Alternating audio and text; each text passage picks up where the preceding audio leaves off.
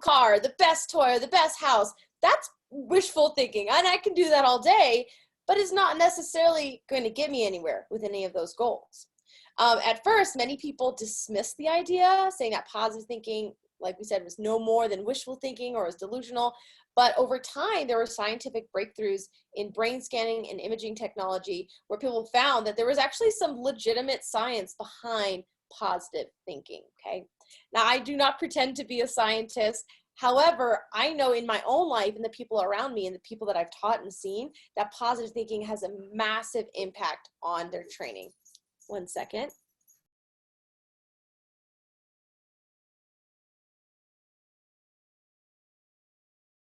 All right, sorry about that. Ms. Christy, could you go to the next slide, please?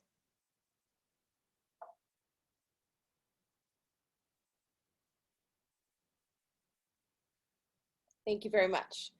All right, so, oh, there you go. So we have a picture of the brain here, and there's a lot of different parts to the brain, but we found that through scientific research that positive thinking grows more neurons in the left prefrontal cortex. So instead of being wishful thinking, saying, I wish I had $1 million, or I wish I had a really cool car, positive thinking, telling yourself you're going to do something, working on it, taking the action steps and actually completing it, it's totally different, helps you increase neurons in your brain. It actually makes you smarter, and it helps you overcome challenges in life. So that's the same area of the brain that helps you with having a healthy attitude, being open to possibilities, finding solutions. In fact, another part of your brain that works this is trying different things in your training. So when, Mr. Thompson or Mr. Verant, they tell you to do a form or combo differently than what you've normally done, that's helping your brain form new pathways and think about things differently. So instead of doing Chunji, for example, facing the front mirror, what's another way that you could do it differently? Any ideas? Okay, I think Ethan and Jacob, we have a hand up. Yes, sir? Try doing it facing the back wall. Definitely another direction. That is an awesome example. One more. Any ideas how you can do Chunji, for example, differently? I think, yeah, Fort Collins has a hand up.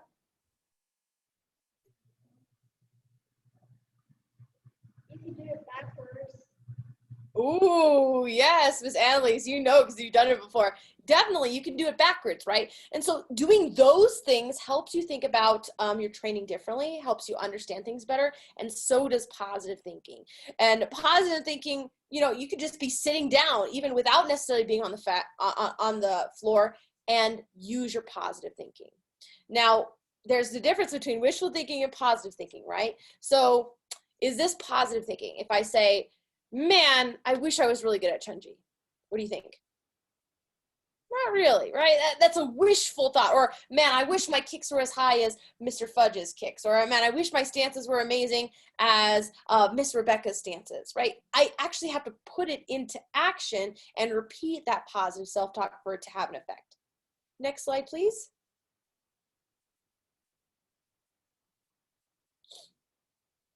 Very good. So before we get into the challenges really quick, with the brain, it actually helps you rewire your brain, change it up. We've talked about that with Master Macy before. You're rewiring your brain. So like a computer, you're giving it new directions to follow. If you only use negative self-talk and you repeat it and you keep making a habit of it, it's going to be very hard to dig yourself out of that. But if you use positive self-talk all the time, it's going to become a habit and have the same effect. It's going to continue with you. Now, there are two challenges to positive thinking, though, okay? So the first one is you have to use responsible thinking. So let's look at that. Can I have someone actually read the first challenge for me? Someone who can see the screen really well. Let's see. Miss April Franks, would you be able to read challenge number 1 for me, please? Yes, absolutely, ma'am. So the first challenge confronts those who believe that positive thinking by itself fixes everything. It doesn't.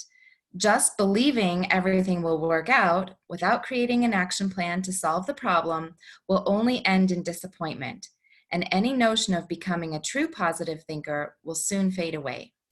But the kind of positive thinking and the positive self-talk we're talking about is also responsible thinking. Thanks to the left prefrontal cortex, your brain looks for the best solution until it finds it.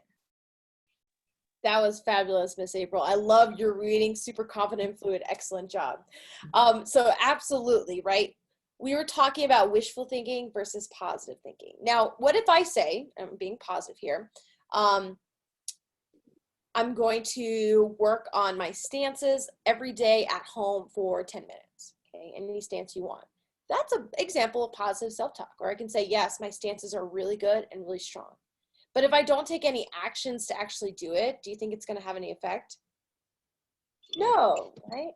Positive self-talk has to be complemented with the actions and the necessary steps to achieve that self-talk, right? So just believing it won't work out. You have to make an action plan, but then you actually have to go and do it, right? So another example is, let's say I'm not good at swimming. Okay, and I'll admit I'm not the best swimmer around, but I'm a decent swimmer. Okay, and if I say, you know what, tomorrow I'm going to be the best swimmer in the world, that's really positive, and that's a great way of thinking. But if I don't actually go out and practice in my pool and have someone help me and make sure I'm doing everything right, is my swimming going to get better? No, right? I have to actually go out and do it, right? So you want to be really responsible, because you don't want to be unsafe and say, yes, I'm a great swimmer, and then jump into the deep end of the pool, right? That's a bad idea. So we want to be responsible with this. Then we have our second challenge. Can I have someone else read that? Oh, did I see a hand from Araya and Jennifer?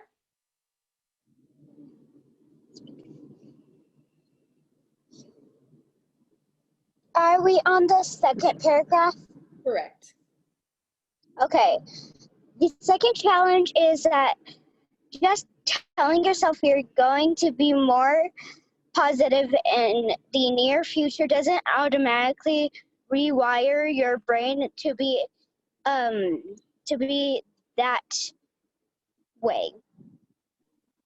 Perfect. Thank you, ladies. Great job. So this kind of backs up what we were just talking about, right? Just telling yourself you're going to do it in the near future is not going to help you. You have to rewire your brain. Now, how long does it take to rewire your brain? Does it happen instantaneously? No, it's a habit. It takes time and effort to change that. So how much do you have to use your positive self-talk to rewire your brain? Any guesses? I see Araya and Jennifer again. What do you think? Did you say, Mom? So, Every day. oh yes, definitely. The best optimum amount is every day, all the time. And it really depends on what you're working on. So let's take martial arts, for example. Let's see, Miss Araya and Jennifer, what is something that you want to improve on in your martial arts training? Forms, stances, kicks, punches, combos?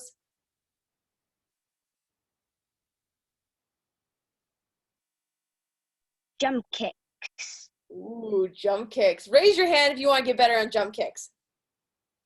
I think we could all raise our hand on that. It's been a while since we've done them.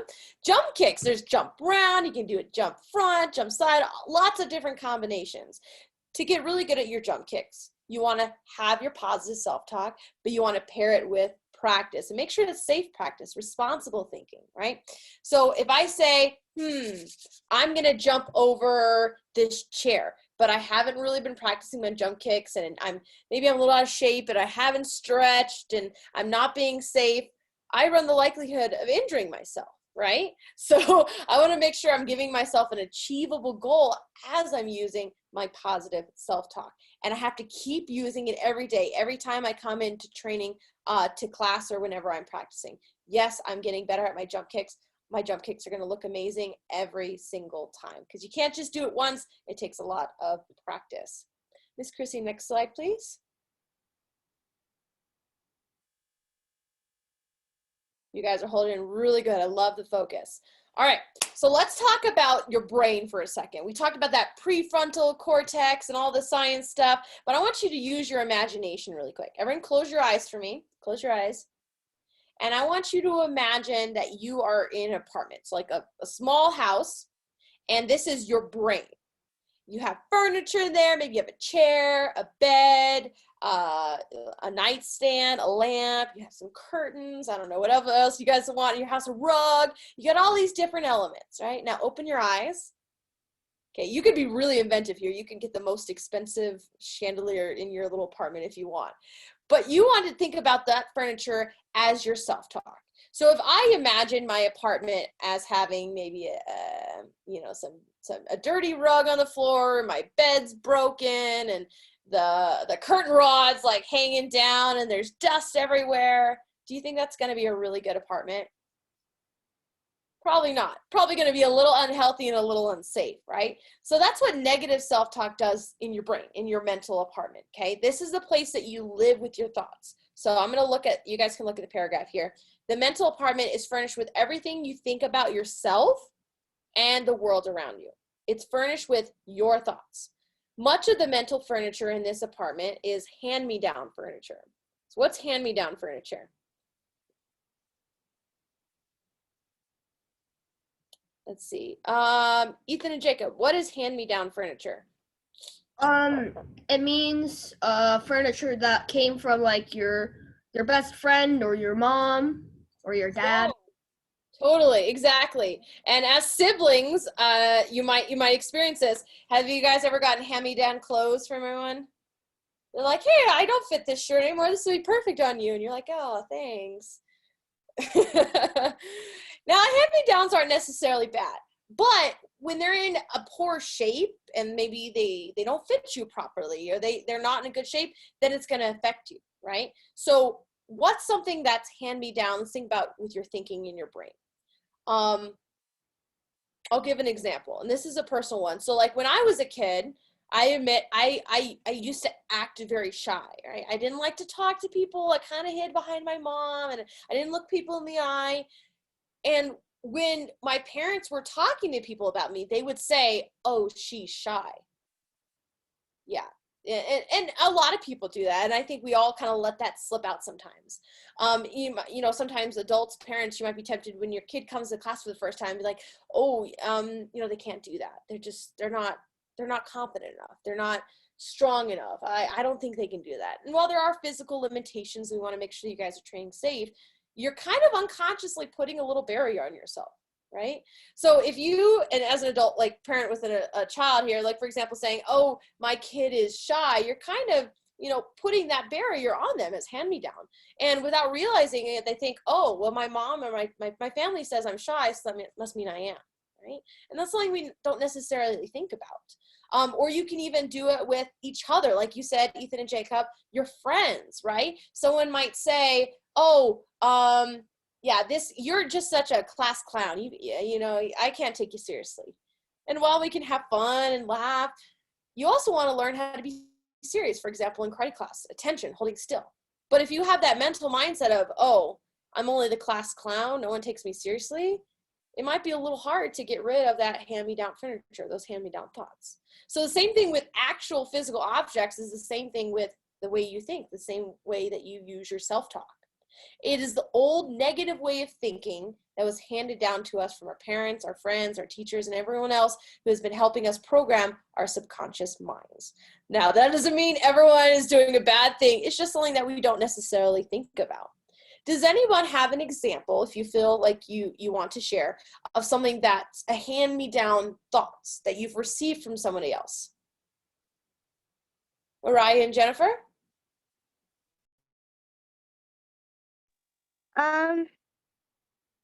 Sorry, you glitched in that. What did you say? Yeah, no worries. So we were talking about hand-me-down thoughts, things people say about you and that you just accept. What's something, do you have an idea, that people say about you and that you just accept as your self-talk and your thoughts? I like your hair. Oh, okay, yeah, nice. So someone might say, man, you have beautiful hair, right? And that's their observation of you, but you think about that, you're like, yeah, I do have beautiful hair, right? That's a good example. Okay, any other examples?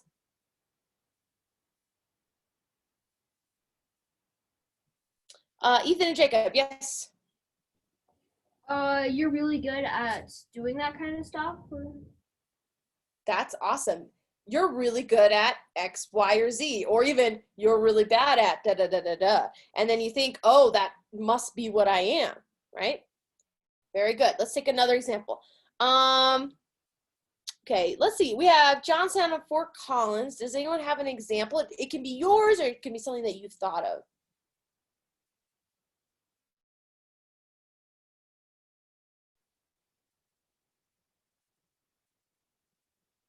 Oh, is that a hand? Okay. Sorry, Fort Collins. I can't see all the way in the back. Is that Mr. Miller? Somebody. What do you guys think? Sometimes my parents say your room is always messy. Oh, that's a good one. Now, can we admit sometimes that our rooms are messy? Yes, I have both my hands in the air. Okay, there's some truth to that. But if, you know, you're adult with a child saying this, or even siblings to each other, your room is always messy. Then you're not really going to say, well, you know, my room's always messy. Why do I need to change? It's just the way I am. So when you have that furniture in your apartment, it kind of just sets up shop and it collects dust and it just stays there for a very long time. And adults, you know, moving is very difficult, right? Maybe you have this big grand piano in your house. It's going to take a lot of people and a lot of time to get it in and out, and a lot of other furniture. But sometimes that's what's necessary, is this grand overhaul to change out the furniture. Miss Chrissy, can you go to next slide, please?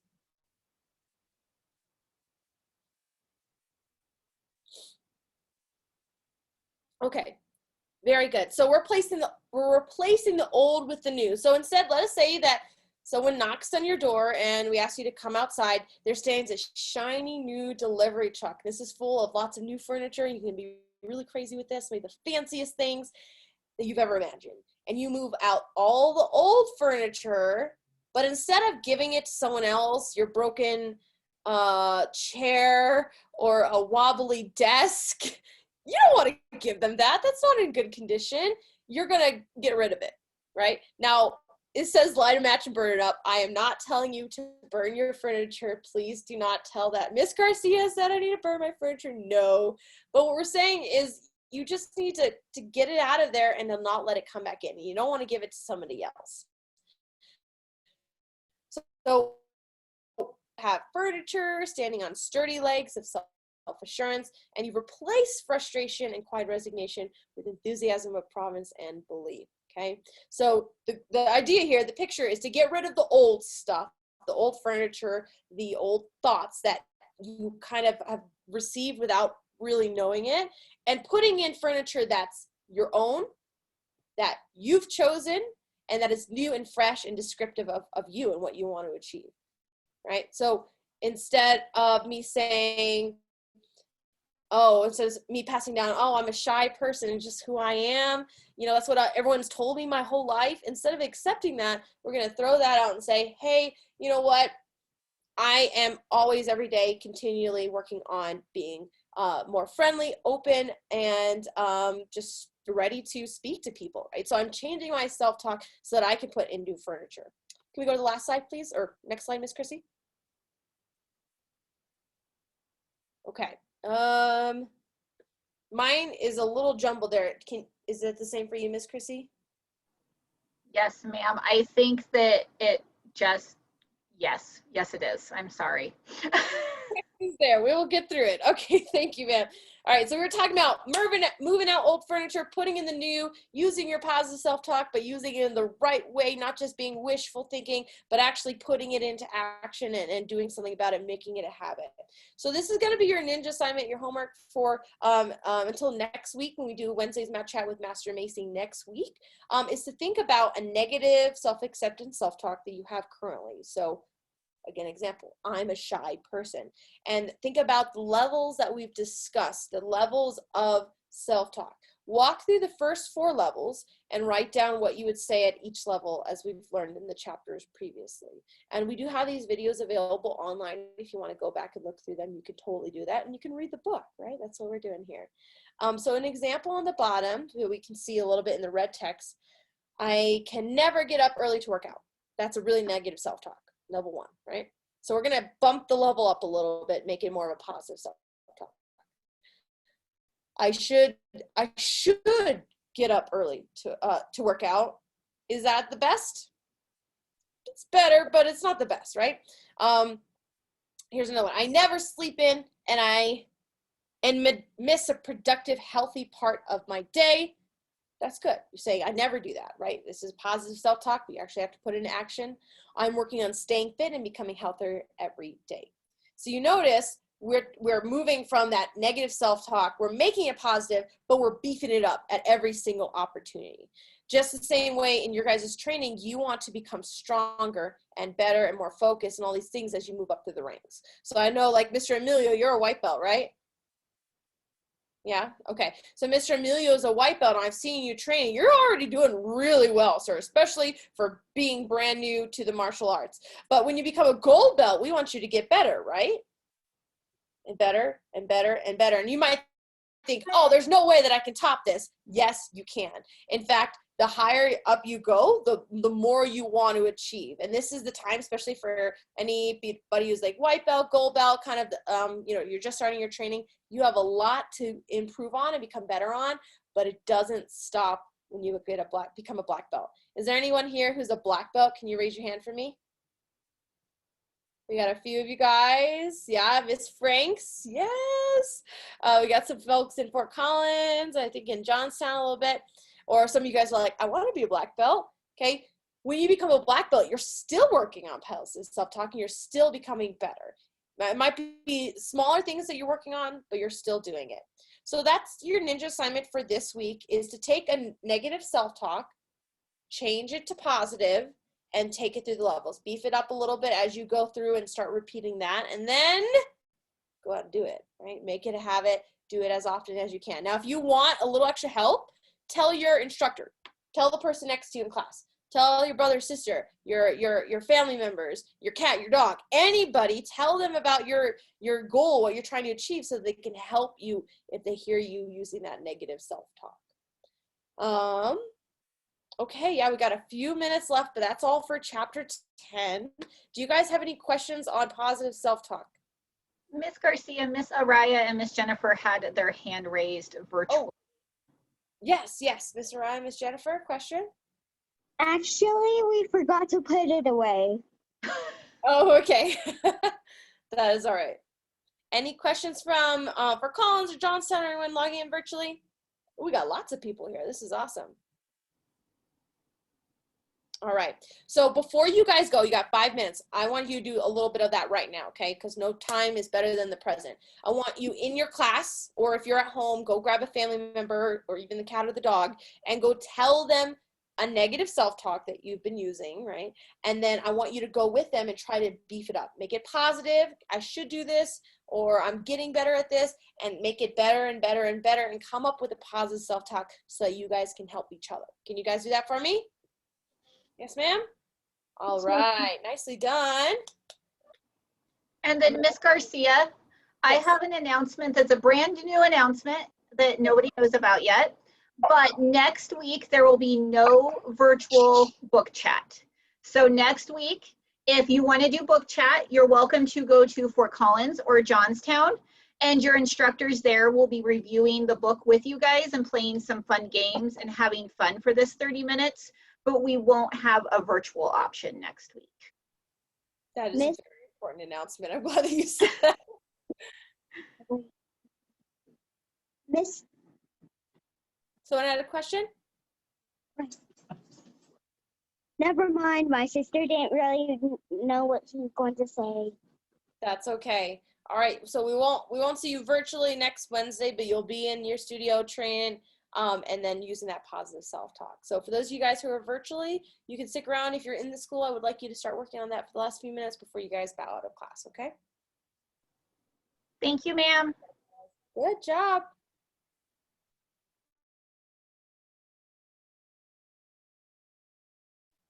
Is it all right if I close the meeting, Ms. Chrissy? Yes. Yes, ma'am. Thank right. you. You did a great job, Miss Garcia. Thank you, ma'am. All right. We'll see you guys later. Bye. Bye.